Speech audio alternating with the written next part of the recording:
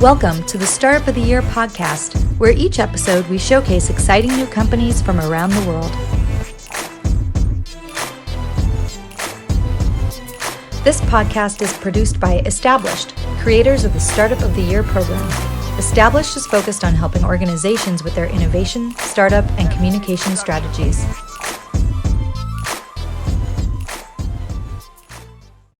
Welcome back to the Startup of the Year podcast. I'm Frank Gruber, the co-founder and co-CEO of Established, co-founder of Established Ventures, and the team behind the Startup of the Year community and this very podcast. Thank you for being here. Really appreciate it. I can't believe we're up to 100 and something episodes. It's flying by, and we've got some great discussion here for today. So I'm excited to get going. But before we do, I wanted to just share a quick housekeeping note. For those that have been listening for a while, you know we have an audio podcast. It's been out there for a while. It is on all the platforms where you can listen to podcasts. But now we're also going to be dropping the video component out on YouTube. So you can go to our Established YouTube channel. That's who produces this podcast.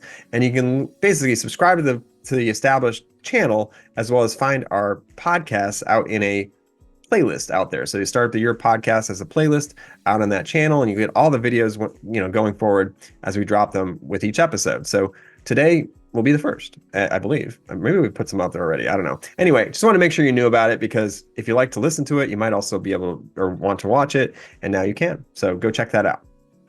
All right.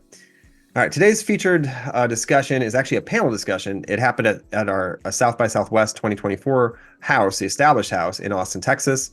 It is going to be a discussion about emerging tools, or the emergence of AI, and how new tools are helping support entrepreneurial endeavors. So it's going to be really interesting. It's got some really great insights, and I think you're going to enjoy it.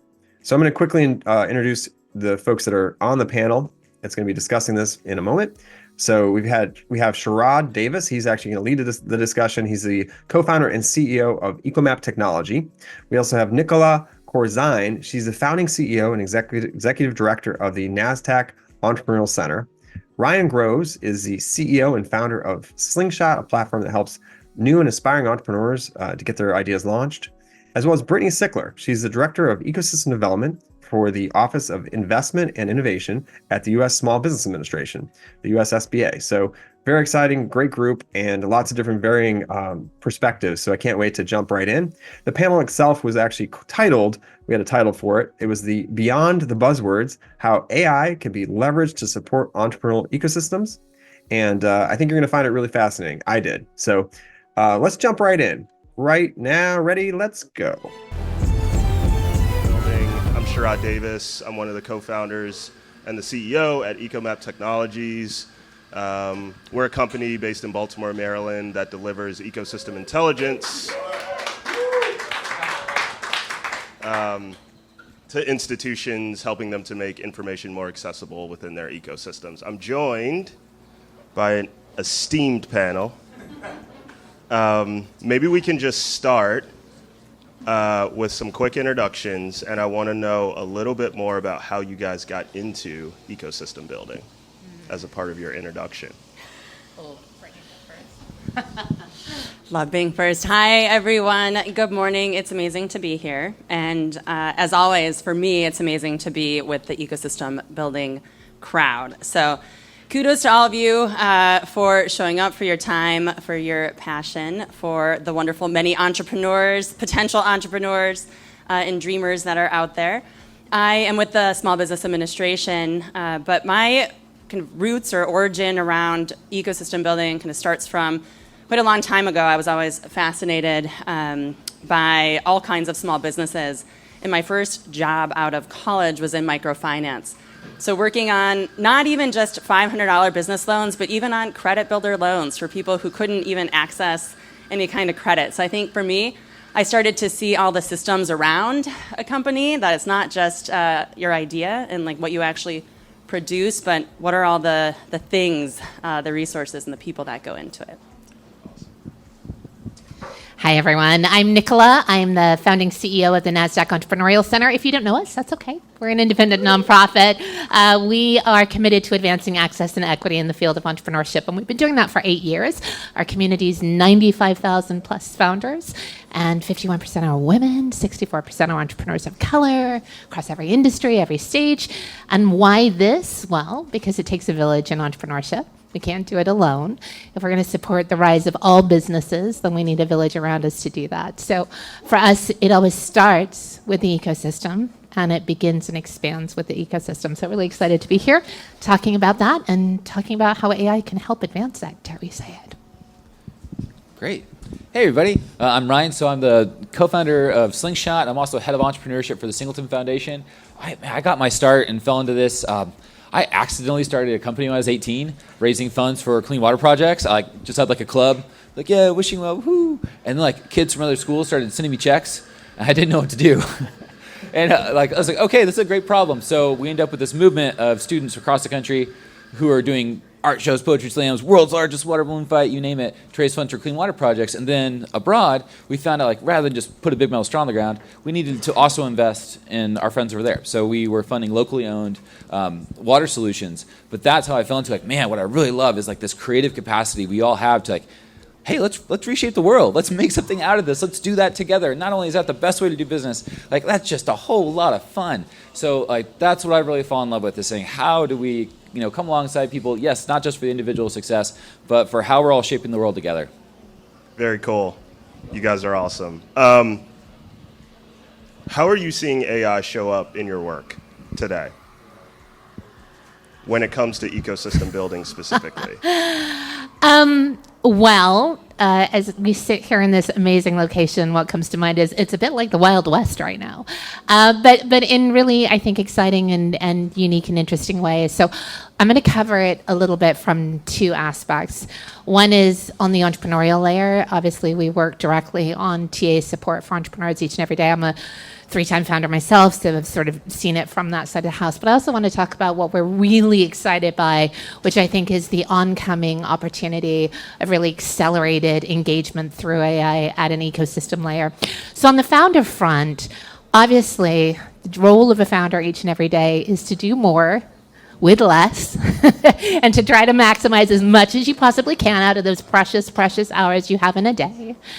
And for a lot of our founders who are under-resourced, 100% of our founder base are under-resourced, identified that way, they don't have the luxury of a tremendous amount of capital in their back pockets that will allow them to scale up their businesses. And the world hasn't been tipped necessarily in their favors of having a strong network who can say, oh, don't worry, I got your back. I know how to open that door, get that deal done for you, we're good. So what we see advancing through AI right now is more of an opportunity stack for under-resourced founders.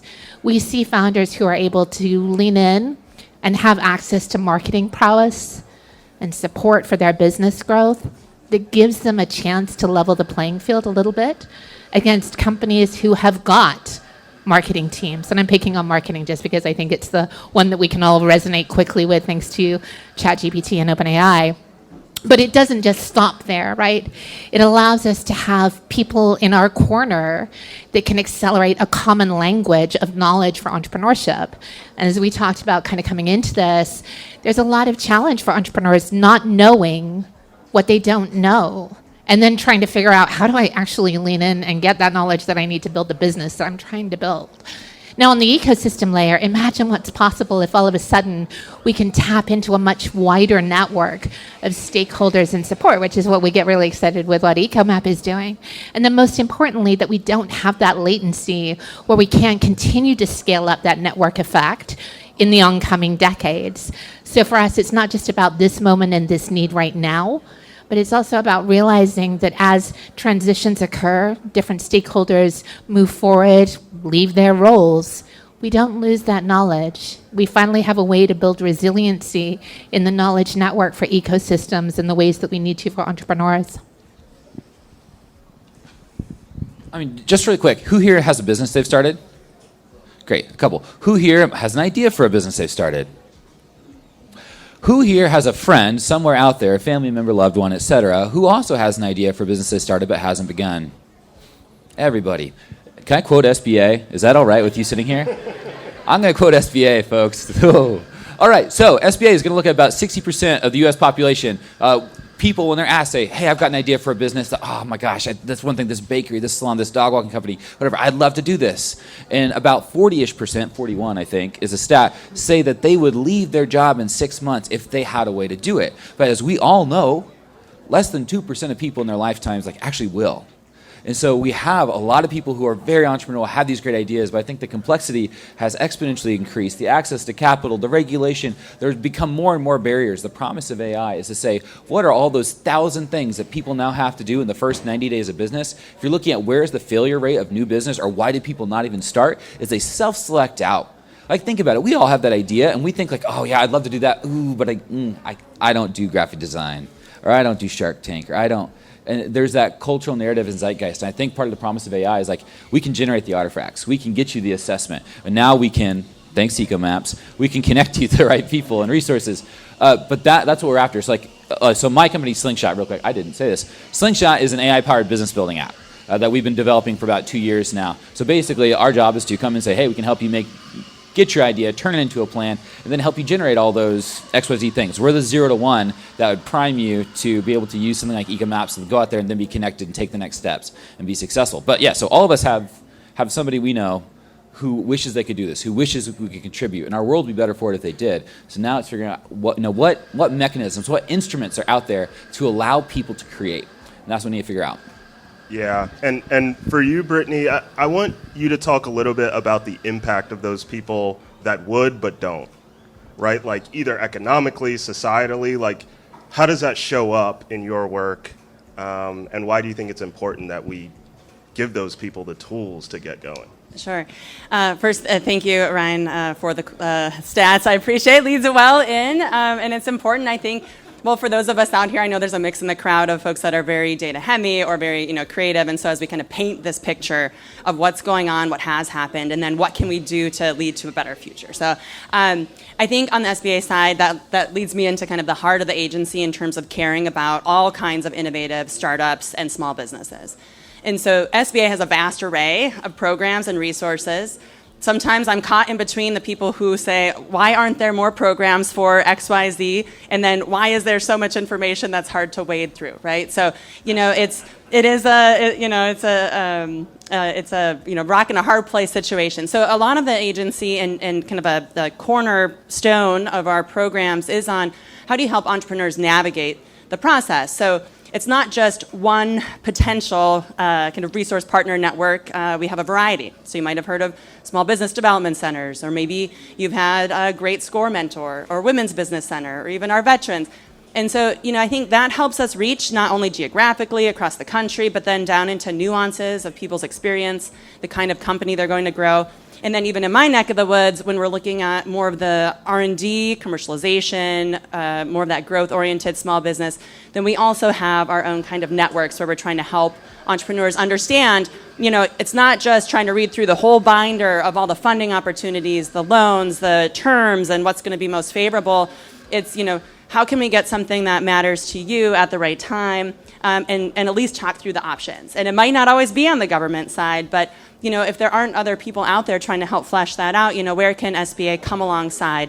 And so I think for us, that's a huge piece. Now we can also go into some of the capital contracting, other ways. But I think on the AI side, we do have a lot of discussions going on, both internally and externally. So I'm excited here today to talk about, how SBA also is looking at some of those funded programs and what AI is going to mean kind of within that realm too. Amazing. Do you have something, Ryan? Oh, I was happy. Are we all happy here? What scares you guys about AI in your work, either within ecosystem building or for your entrepreneurs? I know we talked, Ryan, you mentioned how it enables folks to get going, right? They can now access tools, whether it's graphic design, et cetera, that they otherwise may not have been able to without resources. But what risks are there that we may not be thinking about? I'll let you start. Okay, I made you guys go last time. All right, so AI is going to kill jobs. The classic news report. I'm going to keep quoting SBA. And thanks. So we've all heard AI is going to kill jobs, and okay, there's a tension. So and maybe somebody even here will know, like all right, 80% of net job growth comes from startups, small business. Woohoo! I figured this room would know that. So like if you're looking at U.S. job creation historically, about more than 50% of our jobs are created by companies less than 5 years old. It's like that speed of innovation that we have with creating new ideas and setting them up that has given us a strong economy, awesome communities, and has been the thing that allowed us to build wealth in our society.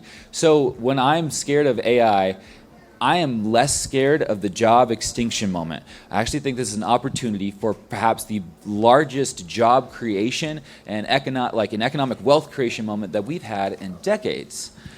So that part I have a lot of hope about. What scares me about AI is more the culture surrounding it. Is what will we on like an individual and a community level, like will we actually find the tools to develop to realize that dream, or will we just be like, oh, it's AI and we've given up? And that has less to do with the technology, because the technology could actually enable us all. You don't need a super large, super complex infrastructure anymore to compete globally. For the last 20 years, if you're a small business, you had to compete globally on social media with Walmart and Amazon, those are fine companies, but that's really, really difficult. So I'm less scared of the technological mechanisms. That's exciting. I'm more scared of the cultural holding of the idea of AI and what we do with it and what ownership do we have of it. So like that's the fear for me, because the potential for all of us is out there. Yeah, I mean, to probably build on that a little bit, there's this hurry up and wait moment that is definitely upon us when it comes to AI. We hear from people all the time in very transparent and rightful worried moments of, I don't have an AI strategy. I should have an AI strategy, right? When do I get the AI strategy? How much is it going to cost? Where do I figure this out? What if we get it wrong? And there's this real vulnerability right now where I think wistfully we look back over past tech trends and adjacent sort of moments and wonder, how can we leverage calm and ease to work through what is a first?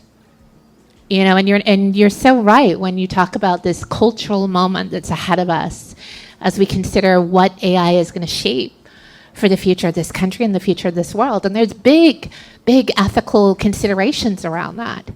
And of course, we don't have it figured out. How could we? It's a first, right? But I think the idea of acting without compassion and understanding that we're all kind of there right now, and it's okay to take a moment to sort of figure it out rather than pretend we have the answers, or worse, get into a situation where we're making wrong choices that we can't kind of pull back from, is really important. So, I do want to honor and recognize that everyone we talk to wants to talk AI, and everyone's like, but we don't know what we're doing. And we're like, yeah, neither do we. It's okay, right? Like, I think having more honest moments amongst people that can share what is truly emerging for them and the compelling need for why this matters and who it matters for. And that's the common ground from which I think we all stand for. We want technology to be an equalizer. We want it to open up more opportunities for entrepreneurial equity and access across this land and across our world. And so if we start from there and find that as a shared value, then the other things we can work through. Okay, I'm curious. Has anyone here heard of the executive order on the safe and trustworthy kind of use and development of AI? Oh, good. This is good. Well, you are here for the panel, so I think we have that shared interest. It's a long document, and actually a fun fact, if you don't want to read through the whole thing, I know there's some wonky folks here. If you've never heard of the Congressional Research Service, CRS, they kind of break down a lot of things for Congress, for the Congress members. So it's not like plain language, but it really does help put things in perspective. So they actually even they covered that EO and they broke it down. And on the first page, it says the government's cared about a lot of things. It's worried about, AI in our general world, right? In terms of bias, civil rights, workforce, a whole slew of things.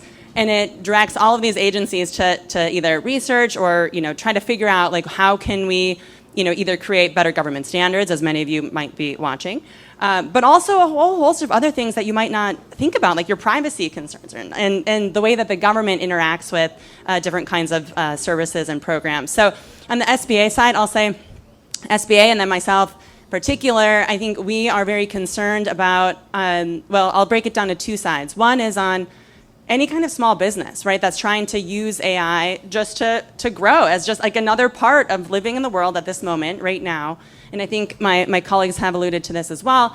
Just how does that small business succeed and we want them to grow, right? That's how our country is thriving economically, is because 99% of our job creators are small business. So like, it's just amazing what happens when we have strong small businesses. So how's any kind of small business having a benefit from AI? And then on the other side is, I also think about the small businesses that are developing technologies that are using AI. So it's not using AI for trying to figure out your business plan, but it's the big tech giants out there that we see that are developing fantastic advancements in the AI field.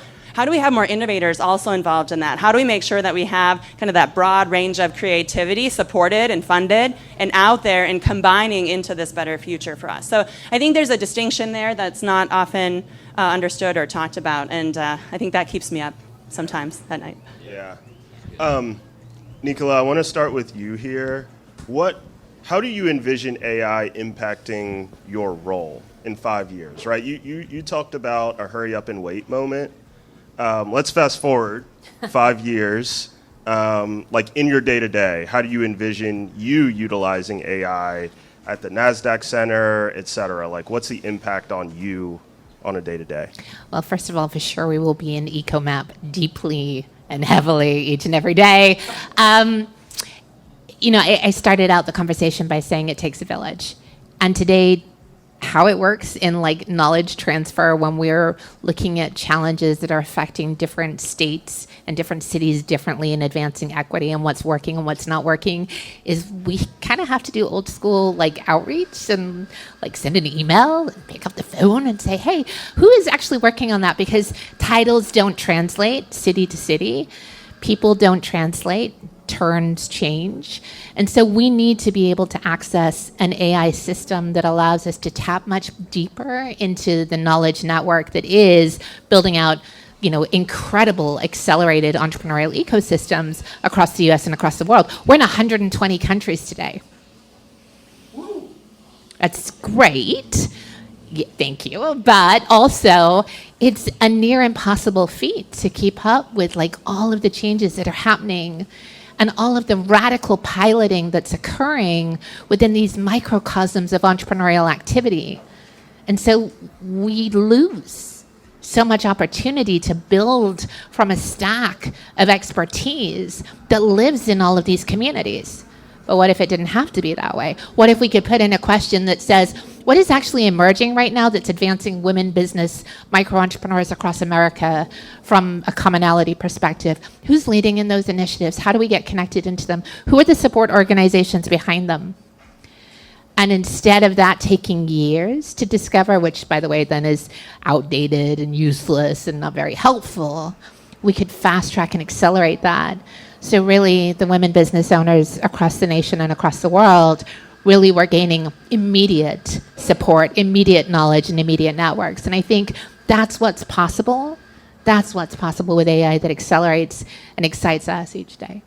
Amazing. Same question for you, Brittany. On a day-to-day basis, how do you envision AI impacting your work, say 5 years from now? Ironically, we can't use any AI tools at work. I just got a reminder the other day, don't open this on your work device. No, I think there's privacy concerns, and I think rightfully so. We have access to a lot of information, and they're working through that. I have many great colleagues that are looking at ways that we're going to be using AI to improve. I think everything from customer service, which I think everyone can probably say, even if you've had a great experience with SBA or a resource partner, there can always be really good improvements. So I think, just on the way that we're able to tie in those potential resources to the right entrepreneur, I think we're going to be able to track our data better across all of our programs.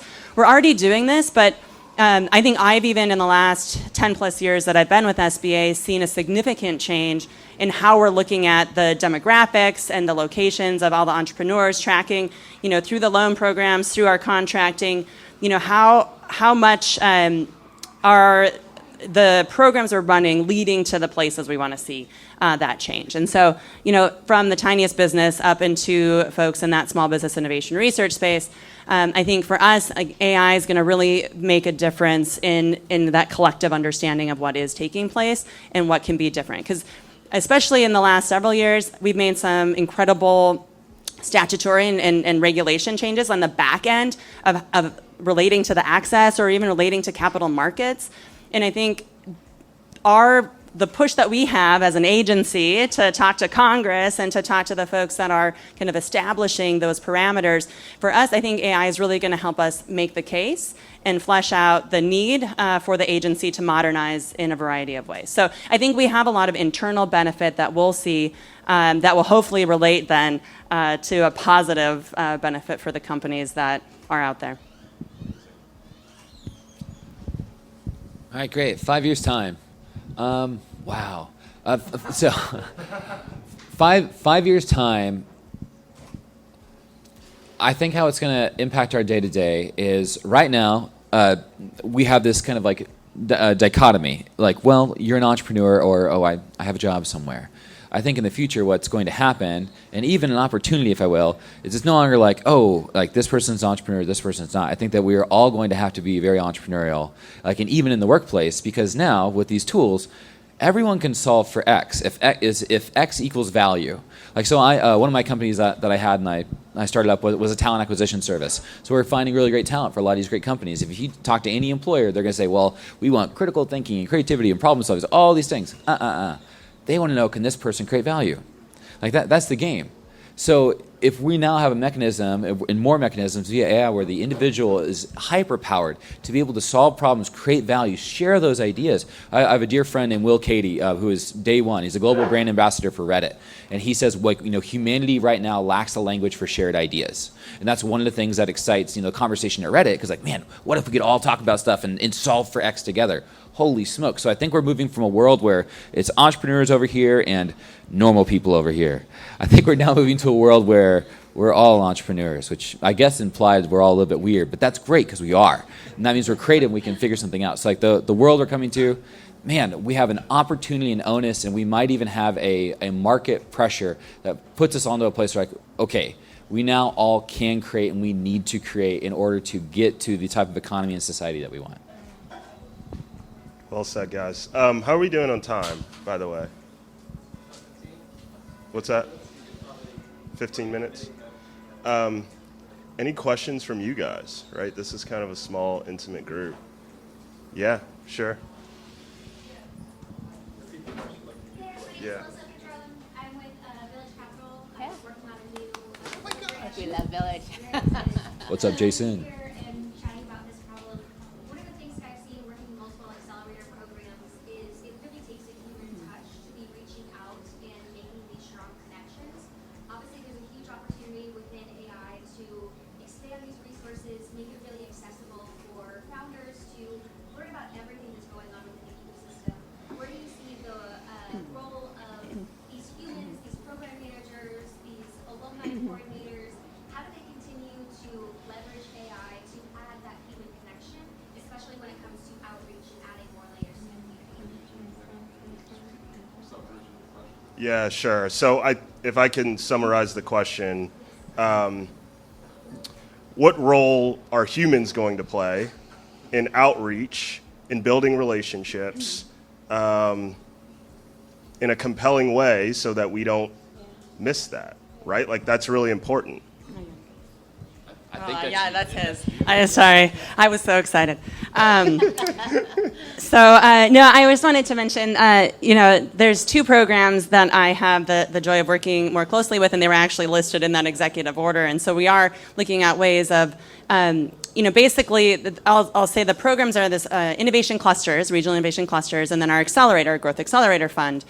And so we are working with 100 plus organizations around the country, and I think many of them actually are already working in AI. So we've been tracking this, and this year in particular, we just closed our Growth Accelerator Fund competition. It was amazing. Had a very high number of folks that were trying to use AI to complement that human element. So I think for me, at least in the narratives I was seeing was, we want to have that bespoke touch. We want to be making sure we understand all of the nuances of what's going on in our area, from the economic conditions to the people. And there's a lot of things that appear on paper, and I think we can probably all, it's like you read whatever profile of your place, whether your place is like a city or your state or your larger region.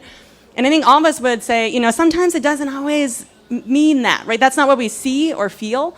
and maybe not all the entrepreneurs have that experience. So what I've seen in whether it's on a deep innovation specific or it's on an accelerator program, I see them saying, look, we still need people to interpret this because it's information and data. So we need that person to interpret, but we are using now AI to either help streamline. We're getting out, we're finding the people that we didn't know, that we hadn't run across yet. So to me, that's incredible because it's like there's still people out there, right, that are not hearing it. And then they're also helping even on that tech side. So we have a regional innovation cluster in the Midwest that's a pharmaceutical. And they have this whole AI subcomponent where they're helping these companies that are in that medical area be able to accelerate the development of their technology to reach their connections. And so for me, it's like fun all around to see. But it's really hard for us to get some of those stories out, at least in a relatable sense. You want to take it next? Or you want me to? I was just going to add, because this is kind of what we do at Ecomap, right? Our vision is to enable ecosystem builders to operate more efficiently. And so from our perspective, having a full understanding of the landscape is a way to fast track the impact that ecosystem builders can make. And so for us, we ask ourselves questions like, if they weren't going out and capturing data and information and it wasn't out of date, what could they do with that time? Right? Can we better understand and see the gaps that exist in the ecosystem and then spend time filling those gaps, as an example? And so, from our perspective, it's about enablement more than anything else. I totally agree. A tool, a system, AI is not going to replace the human touch. You have an entrepreneur who's facing a really, really difficult challenge, like they want to talk to someone. But if I'm trying to discover something, right now I can come to you and say, hey, I found these 3 things, do you know them? As opposed to can you help introduce me to these 3 things? So I think it's about wayfinding and discovery as a mechanism by which to save time and ultimately drive bigger impact across ecosystems. Yeah, I love that. And I'm going to double click on that time element. So as a 501c3 CEO ED, every day of the week when I have a spare hour, it's about how do we find fundraising opportunities that can advance the impact for all the humans that we're trying to improve and support. And I think what you're talking about is finding a new alliance of potential collaborators to come together in support of joint grant opportunities or accelerated impact. And that just allows us all to rise better together and hopefully find more support, more synergies with new funders coming together. Sorry to use that overused synergy word. You can use it. We'll allow it here. It's an ecosystem talk. It is. Yeah, it's right. The buzzword's the end. You got beyond it. To speak to that human point, I think one of the interesting things with technology is that we think because we have an increase in scale, therefore we have a decrease in quality. AI, we now have the potential to have an increase in scale exponentially of who can create and who can build viably. But we also now have the opportunity to have an increase in quality of the ideas that they create and their ability to communicate it. So there's an old quote of the chief problem with communication is the belief that it happened. We had a pilot program with the Mobile Innovation Lab. So they have the mayor working with them. They send out an email to the entire town of Mobile. Who has an idea? We got this lab. It has funding. We're here to support you, whether you're a dog walking company or a tech startup. So they have to field, no matter what those ideas are, from anyone in the community who walks in the door. They need to understand what they're saying. That person also needs to get value out of the interaction, and they need to understand what they're saying so they can communicate it. And then that way, because now that we have an idea of okay, so this is what you're saying. This is the plan. This is the value. You see it. I see it. We all understand it. Now I can help you. And so that's part of the potential of AI is we can do that at scale. So right now, our whole economy, I would say our zeitgeist in entrepreneurship is Shark Tank. I have a 4-year-old. When he turns 13 and asks me about dating, I'm not going to turn on Jerry Springer. So when we're talking about entrepreneurship, our cultural magic, come on, it's early. This should, it's a participation sport. The free market's a participation sport. The vast majority of activity in a free market society is not competition, but cooperation. So that's what we're after here. So we want more people playing the game and contributing. So it's not that one person wins the startup competition. I ask college students all the time when I go speak, hey, what percentage of companies get access to venture capital? Sorry, Village Capital. And you guys are good capital. I like you. Don't worry. So it's 0.05%. And of those, 120 pan out. It's not bad. It's great. It's a wonderful mechanism to have in an ecosystem. But there's the other 99.95%. And how do we all play the world together? We can have an increase in scale and an increase in quality, in quality and an increase in understanding that allows us to better serve the needs and connect the dots and have people be like, oh, it's not just this idea, but this is the right idea. This is the right idea for us, and now we can help each other get there. Totally. Yeah. Other questions? Yes, you. Hi. Hi. Hi. I work for the state of Maryland, Technology Development Corporation. Ecomap is one of our portfolio companies. Hi. But as an ecosystem builder myself, and seeing this issue in some areas, so for example, outside of the ecosystem that exists with SBA, SBDC, local Department of Commerce, those kind of organizations, how can entrepreneurs self-organize and leverage AI for, I guess the best term might be decentralized ecosystem building, where there is turnover in leadership, there's not necessarily one person who feels the burden of staying in one place or one ecosystem for 20 years to effectively have a long-term ecosystem. So how can we leverage AI to make that more decentralized process? Yeah. So just to summarize, how can we leverage AI to make ecosystems more sustainable in a decentralized fashion, right? When there's turnover within the ecosystem, et cetera. I don't know, Brittany, you looked across multiple ecosystems. Like what elements do you see as successful when there is a bunch of turnover? Actually, I was looking at Eric and John here in the front and thinking about the collective knowledge Eric has in New Mexico and beyond, John in North Dakota and beyond.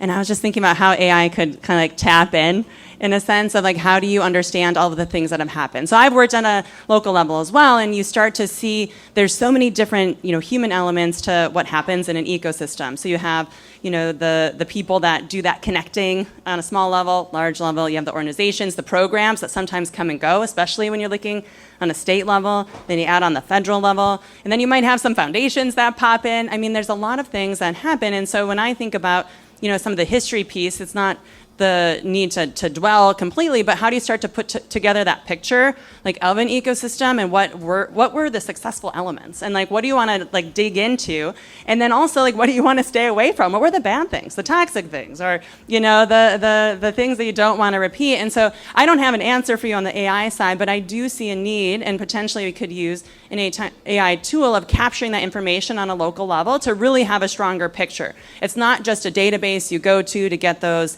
stats that I still love, but it's almost, how do you layer that with the people side, the past, the present, and then to your point earlier on the turnover, I think, I felt this before in the past too, when people leave. Sometimes that institutional knowledge, that hit is huge. So how can you smooth that out? And it's interesting to think of that from the ecosystem building side, because I think many of us have seen that on the business side. I've worked with a whole variety of founders that, have either left or they're trying to retire even or sell. And so we concentrate on how they can have, their plan, but also how do we have that kind of knowledge together on the ecosystem side. So. Yeah, and I think from our perspective at Ecomap, when we think about ecosystem intelligence, right, that's one of the problems that we want to solve for folks, is having a source of truth so that everyone within the ecosystem can be reading from the same sheet of music. And so when we start to think about longitudinal analysis across ecosystems, right, how has it changed? How is it evolving? You've got to take that snapshot in time, but you've got to be able to keep it up to date so you can see the elements that are pivoting, that are changing, that are shifting, the players that are leaving, the players that are emerging. And I also think that gives us an opportunity to actually look across multiple ecosystems to see what's working in Mobile, Alabama, or what's working in Maryland. And being able to share some of that analysis across ecosystems, I think is something where we can fast track some of the learning and really drive towards some more compelling outcomes. I was just going to say, stay tuned. I guess we'll have more to share next year, because one of the great things that we have an opportunity to work with you on Ecomap this year is really working across 7 different states that are performing very highly right now in advancing equity in venture-backed and venture-aspiring founders. So we're going to be connecting city planners together, and we're going to be connecting different layers together in support of creating a longitudinal knowledge bank that not just those 7 states, but hopefully every single state say, hopefully international, can start to lean in and go, wow, those were the micro changes that actually accelerated outcomes for under-resourced and underrepresented founders. This is amazing. We want to connect to that individual or their incoming person that has taken over from that role, because obviously, to your point, churn is inevitable. It's inevitable in every industry. Government's no different. So how can we create more through lines? In entrepreneurship, we have a mentor bank at the center where we've learned that the fastest path for learning occurs when you can connect entrepreneurs together at about an 18-month timeline. So if you're a founder and you're trying to grow in a similar trajectory, the best velocity for creating that change comes when you match at the 18-month mark. I don't know that today. We don't know that today for creating velocity outcomes that drive efficiencies and effect in different places and spaces. But hopefully, as a result of this technology and more that's emerging in AI, we're going to be able to answer that question, and not just because it's an interesting research question, but because it's actually going to create meaningful impact in our world. Yeah.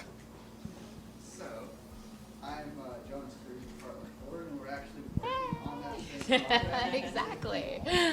But so my job is basically be a researcher who looks at things like what are in the data sort of the best entrepreneurship development strategies, and then also ask the questions of what are the strategies that create them.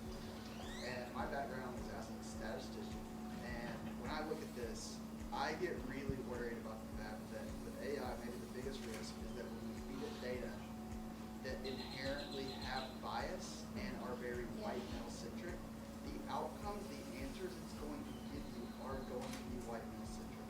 And that is only going to reinforce the discrimination and the biases that we already see in the entrepreneurship ecosystem broadly.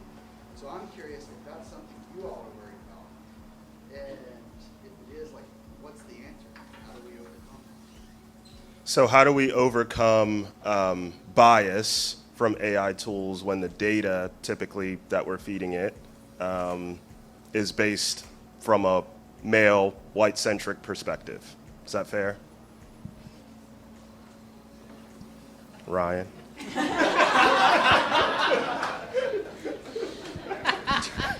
I'm happy to respond, to speak for my people.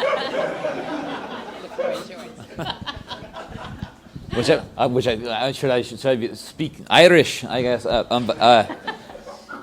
No, you're right. Let's talk data sets. Yeah. Let's talk data sets and creation, and also let's talk the economy. I'm going to quote Milton Friedman. God help me. I loved what Milton Friedman said when people are like, oh, okay, hey, you're in the office now. You guys are in control. So now next thing we need to do is vote all the Democrats out, right? And he's like, no, that's not the plan. He's like, wait, but we don't like them and we don't agree with them. Let's get them out of here. He's like, no, don't do that. He's like, what we need to do is we need to make the right decision so valuable that bad people do the right thing. And so I'm going to extrapolate that with our data set. We have a lot of really, really valuable data. You're right. We should be careful stewards with how we use that data and how we apply it. But I think a lot of us up here are coming from a background of economic development work. And one thing that I've absolutely learned, especially in a free market system, is that when you replace the rungs in the bottom of the ladder that we're missing, it helps the people at the bottom the most. And so my concern globally isn't just necessarily how do we even begin to pick out the nuance of deciding what a certain cultural demographic means in a data set, and I'm much more about saying that. How do we use the overwhelming, let's all create value together and let's make a system that creates value that is a resonant idea globally, no matter which ecosystem we drop it into, that will say, hey, this will help you and this will help you succeed. Because then we'll begin to generate, we could say, a cleaner, better data set. So for me, I'm going to look at that and I'm going to say, that's an excellent exploratory question, but I'm going to be much more like Andy Crouch, his book Culture Making.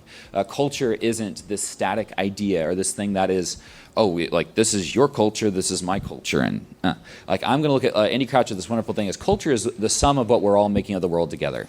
Animals use tools, animals communicate, they have emotions, they dream, all sorts of stuff. We shape worlds. We're creative. That's really special. And when we do that together, we're making culture. So my heart on that is to be like, man, I want to leapfrog it. I want to say, how do we get to where we have the thing that'll be like, oh yeah, that used to be a problem, but now there's this. Now we have a better thing. So I'm going to go for like, how do we find resonant value that goes across? A tool is going to replace a job. An instrument, if you put it in somebody's hands, is going to change the way they relate to the world. It's going to allow them to be more creative, not less. Have more agency, not less. So I'm looking at let's make instruments. Let's replace the rungs of the ladder. Let's get to value. And like, yeah, not to say let's not be careful stewards of data, but for me, it's like what is the overwhelming value that will allow us to leverage for the good? And I'll just add in the glass half full approach, obviously, as you know, Jonas. I think what's exciting to us is that you can finally bring together these tiny, small data sets that could never have stood in the world by themselves because they are relatively small. Because when we talk about venture-backed minority founders, it's not exactly a large number.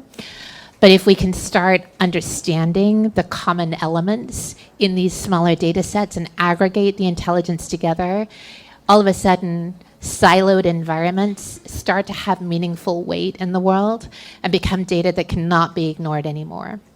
At least that's our glass half full approach. Yes. Thank you very much. Hi, my name is Thomas Crestus. I'm the CEO of Deep Ecosystems, and I think I came to the right place. People say ecosystem all the time. That's fantastic. So what we do is we are a collective of ecosystem leaders globally from Japan to Chile, and also in the US now we have like the first projects. So we're excited to see that this is a big topic here as well. My question to you would be, we are accelerating ecosystem projects by entrepreneurs. We say entrepreneurs should lead the ecosystem, and we want to help them, give them the tools, the know-how, etc., give them a program to see how they can contribute. So what I would really love to hear from you is, what are the initiatives that you would like to see more that entrepreneurs take up to improve their ecosystem? What fields are you interested in? That's a really interesting question. How would we facilitate entrepreneurs to take more of a leadership role in ecosystem building? I'll just, this is a great question. I'll give one example of the program I mentioned earlier, this Growth Accelerator competition. It's actually a prize competition. So for those who know, government dollars, there's, contracts and there's grants, cooperative agreements, and then prizes. And prizes that for me are really fun because they're very easy, both for the applicant and then even on our side. We just do like a wire transfer. It's just like that's the craziest thing that you can see. And anyways, we've run this program at SBA since 2014, and it's changed over time in this kind of iterated, which is great, alongside all of the groups that we were supporting. And basically, what happened a few years ago was a change in structure. We did some experimentation along the way of, how are these accelerators, incubators, or like programs, we were not strict in a definition by any means, focused on the inclusive ecosystem. What were the things that we were seeing really helpful in the connectivity? Through it was very apparent, not just amongst organizations, but with the entrepreneurs. And so the current iteration of how we run this is now in 2 stages. And so instead of just saying, here's a $50,000 prize for you to go help women technologists, which would be great, now we're saying, all right, we want to make sure that you're not just coming in and running a program in and of itself, or just dropping it in wherever it may be, but how are you working? How do you get that information, and how are entrepreneurs kind of part of that as well? So that first stage is on the connectivity and the partnership building, and that's how you compete. And there's a lot of competition. In fact, if anyone here competed in that, we're going through it now, and it's very hard. We want to I would love to give everyone all the money, but we're not going to be able to. But I think what I love to see about how this works is it's not just an applicant on the ecosystem side saying, oh, we work with this whole list of partners, and there's not anything behind that, or there's not, they could be that they're very far from any entrepreneur. And so we're really trying to have some accountability built into that process. And I think for us, it's been great to see so that we can be a supporter of kind of the authentic interactions in the ecosystem. Amazing. I think we have time for one more question. We've used the word AI 100 times, and it's beyond the buzzwords. We haven't defined it once. Sure. We've been taking data, scraping it, analyzing it, giving trend analysis for 40 years in technology. What about what we're talking about is new? What of it is artificial? What of it is intelligent, other than working with intelligence? How do we get beyond the buzzword? And maybe the direct question is, could everyone define AI and why it's different than what we've done before and why that's sure. You want to go first, Ryan? No, I had to go first last time. I think, nice. We're out of time. This is a fun one. This is good. This is a good one. I'm a head of product and technology, so I just No, I love it, for sure. It's awesome. Way to be. Absolutely. I think the reality is that, from our perspective, this community of ecosystem building is A, pretty new, and B, I think has not had the support from the technology companies. Right? So when we talk to folks, typically they're using antiquated systems. I was talking to someone earlier today about them using a clipboard still. And so I don't know that we really need to define AI deeply. I think it's about using modernized tools to advance our communities, right? I think if you ask someone what AI is, you're probably going to get 4 different answers. Totally. I agree, but to what end? Like, does it matter? I guess is sort of my point. Like, can we enable folks better with technology? And I think the answer is yes. Can we help ecosystems make smarter decisions? I think the answer is yes. Can we save them time? Yes. And that's what we're aiming to do, whether that's AI or ML or NLP. It doesn't really matter at the end of the day, from my perspective. That's my non-answer. No, I think part of the magic for me is synthesis. And again, buzzword, hang with me. So it's like synthesis, like for Slyngshot, I'm guessing for Ecomap, we're collecting user data. Like the value of Google was the organization of information. They built a $1 trillion company off of the organization of information. There's a ton of the commodity of knowledge is out there. Now it's searchable. So they've organized information that made it possible. So like when we're talking about AI and the generative aspect, it's a synthesis. It's getting input from the user that they're able to create. Again, it's not doing it all for them, because then it would just be a machine. So we have the user information and input saying, man, what if I had an idea? What if it was this way? And yeah, I guess like the product could be this. And then the machine's able to gather information and then help create an amalgamation of the information from the user and the information gathered from various sources, and then from that, with the user's assistance, like say, what are the assets? What are the assessments? What are the connections that we can then make for the user from there? So like, yeah, we can speak to the generative side. I'm saying all this because like Slyngshot, this is how we're thinking about how we utilize, yes, we have this AI that we're building and training, and then we have these other plug-in points where like we might be working with an external engine. But like for me, it's like data set here, data set there, and then when you put them all together and you say, and then you direct it and you put guardrails on it to say, okay, what if this became the algebra to make this X equation, whether it's generating your assets, your website, your logo, your whatever, getting hey, here's the next 100 steps you need to take for your company based on blank, blank, blank, and then having that continue to update as the idea grows, as the business grows. So for me, yeah, we've gone from the organization of information to the synthesis of information in partnership with the user. And so that's where, yeah, is the machine truly intelligent? It's still zeros and ones. It's still a binary. But we're now adding the human component, and we're making them more intertwined and able to work together, hopefully. So that's kind of my take. Maybe I'm wrong. And with that, I do want to thank this amazing panel. Thank you guys. Really appreciate it. All right, well, that was a really fascinating discussion. Obviously, I found it interesting. I think hopefully you did too. And if you did, please do share it. I feel like AI is going to be in everything in the future. It's just going to be there, and we're going to be leveraging it for all sorts of different things, including navigating the entrepreneurial ecosystem as well as landscape. So really great stuff. It's kind of a look into the future as things continue to evolve. All right. Well, that's the episode for today, but I have one update before we jump. I want to make sure if you do have a startup and you want to get it out there and get more exposure or meet more investors, I encourage you to join our community, but we have a summit coming up in the future.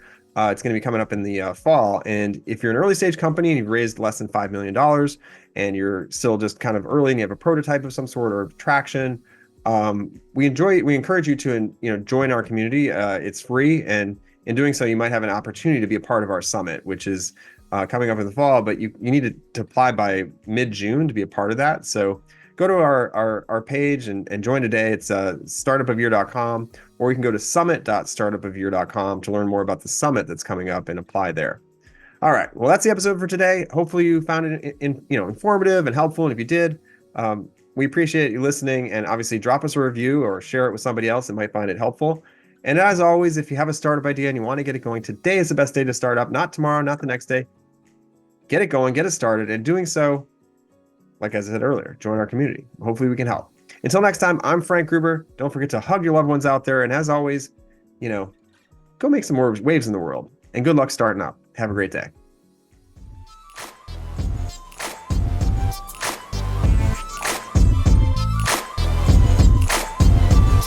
Thanks for listening to the Startup of the Year podcast. Be sure to subscribe and we'll be back with another episode soon.